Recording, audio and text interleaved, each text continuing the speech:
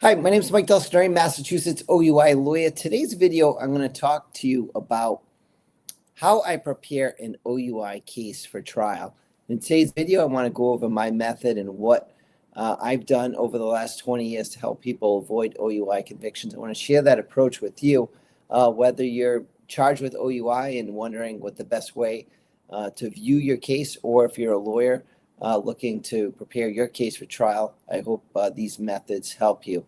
So when I prepare a case for trial, first thing I do is I want to know the best part of my case. So I always start with our strongest point, and that might be the driving, that might be the field sobriety test. So I always want to figure out what is my best evidence. In other words, if there's no erratic driving, if it's a stop for a headlight violation, a stop at a roadblock, or minor speeding, then the key focus of the case is going to be the driving. I know the driving is my best evidence. I'm going to emphasize that the driving is the most important because everything springs from the driving. The field sobriety tests are designed to simulate driving to see if people can divide their attention while driving. So the driving really is at the heart of what drives these cases. And if you have good driving, it goes a long way towards a not guilty verdict. If I don't have, and a lot of times I don't have great driving, then what I'm going to do is try to minimize the erratic driving and look to another aspect of the case. Potentially, if there's a video, there's so much that can be gathered from these videos. Could be that just the person stands for a long time. They're very polite, cooperative. They don't seem impaired. If there's a video, that can be sometimes the focal point of the defense. Gee, the video doesn't show somebody that appears drunk. The second aspect that I look at, another key part of the case that will drive our theory, is the field sobriety test. Can I take those tests and show that they're not significant, don't show significant signs of impairment? So I'm looking at the driving, if there's video, the field test, to try to find out which of those three areas are my strongest areas to show reasonable doubt.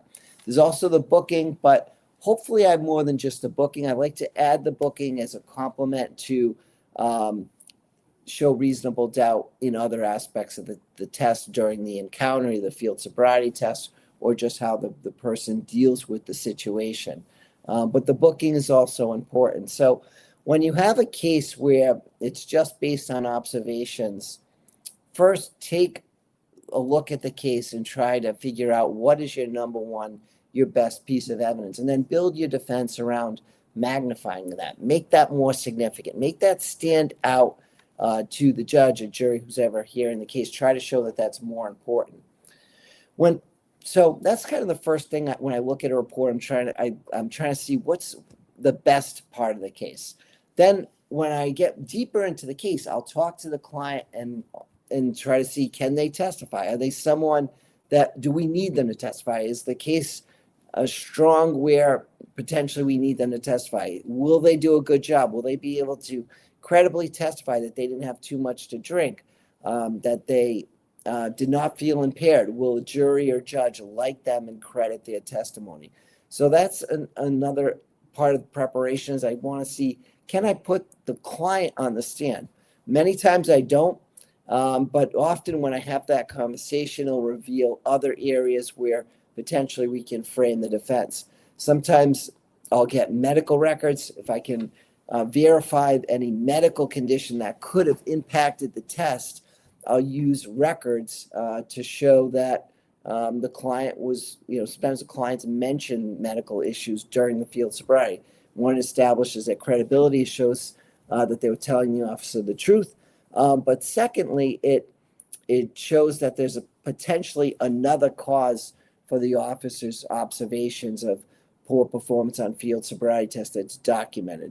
So we, one, look at the report, find the best evidence. Two, speak to the client, try to get other evidence that could be presented, either the client testimony, medical records, or potentially a friend or witness they were with, who can say they weren't impaired. Sometimes the person that picks up our clients can say that they did not seem impaired.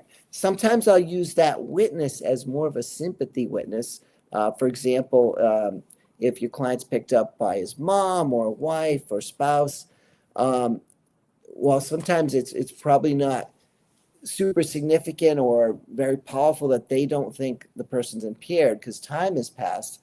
It's kind of a good way to get evidence about the person's character if they're not going to testify.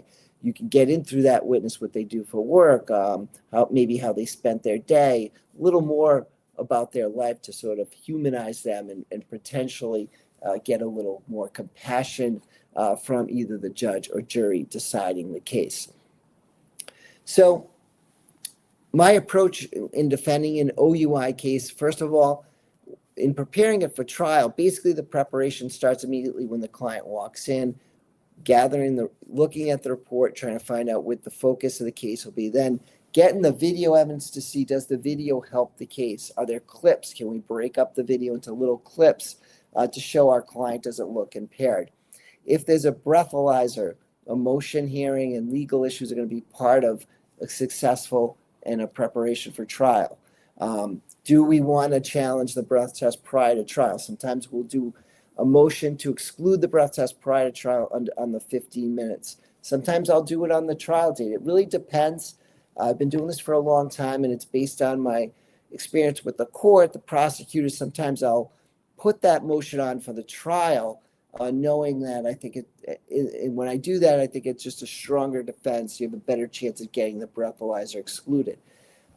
If the breath test is going to come into evidence, there's ways we can counteract that. We'll need to present evidence to show that this machine was wrong in some fashion. Either the client had a medical issue that affected the test was done wrong, or the assumptions the machine made were not accurate. So my approach is focusing on my strength. Sometimes clients will be upset about the police report. If you're reading your report, don't be upset about every little detail report. We don't need to win every aspect of the case. We want to have the trial on our terms, basically. We want to focus the judge or the jury on what we think is important. So if there's a strong part to their case, we're going to address it briefly, but we want to move on and really focus on the strength of our case in order to get the best verdict. That's how I've had success over the years. Creating defenses. One, I use the training manual that the officers have. It's a manual that says how officers are trained to fight OUI cases. I use that to show signs that are inconsistent with impairment. Hey, your manual says you expect this. You didn't see these signs of potential impairment. So that can be a significant way to establish reasonable doubt in the case. The government's got the burden to prove the case beyond a reasonable doubt. We can never forget that it's such a high burden. It's easy to get arrested for these cases, easy to be brought to the station, have to call family, have someone pick you up, go to court. It's a major punishment, but it's still far short of proof beyond a reasonable doubt. So the government needs an abiding conviction to a near moral certainty. When we can establish all the things you did right that are inconsistent with impairment, we go a long way to getting you that not guilty verdict that you want. So when I prepare a case, I'm looking for basically every little thing you do right that I can say is inconsistent with impairment. I'm stacking those up one upon another, and then I'm going to be arguing that based on how you did, it's inconsistent with you being under the influence. And when you consider the standard of proof, the fact that this is going to be proved beyond a reasonable doubt, the only true just verdict is to find you not guilty. So I hope this video helps to provide you some insight of how I view a case and what I'm looking for. People ask me questions all the time about OUIs. I look at other reports from other lawyers, get a lot of questions on these cases. I'm happy to share any information I have. Happy to help you if you're charged. This was my passion. It's been over 20 years going to court every day, handling OUI cases, and I'm happy with the work I've done for such a long period of time. People know that I have taken a lot of pride in this work, judges, prosecutors, other lawyers. So I keep that knowledge. It's very important to me, and I still go to seminars, still want to be the best and help my clients get the best result possible. So if you need help with an OUI case, feel free to reach out. My name is Mike DelSignore.